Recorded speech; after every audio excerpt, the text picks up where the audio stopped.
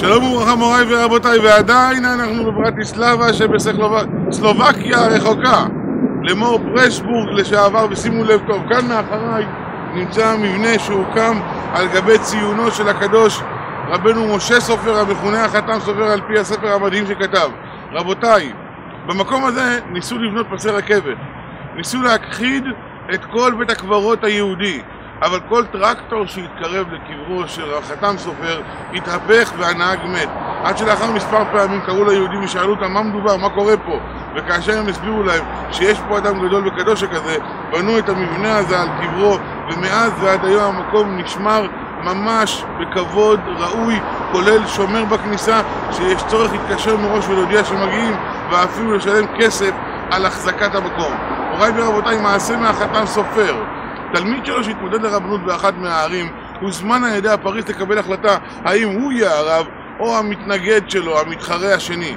כאשר הגיעו יחד לפריץ, ביקש הפריץ לקבל את הספר הכי נקרא בציבור היהודי. שניהם הודו שהספר הנקרא ביותר הוא סידור התפילה.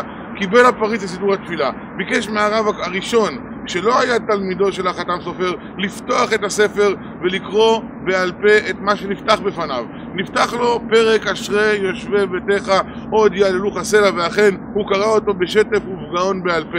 כאשר הגיע תורו של תלמידו של החתם סופר, נפתח לו פיוט שקוראים אחינו האשכנזים בעשרת ימי תשובה, הפותח במילים קצוץ קצה לקצוציך, שכמובן הוא לא ידע אותו בעל פה בצורה מסודרת ויפה.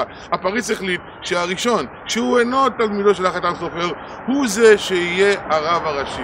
תלמידו של החתם סופר הגיע למורו ורבו עם דמעות בעיניו ואמר, למה לא זכיתי להיות הרב הראשי? הלוא אני מתאים הרבה יותר מאותו אדם המתיימר להיקרא רב.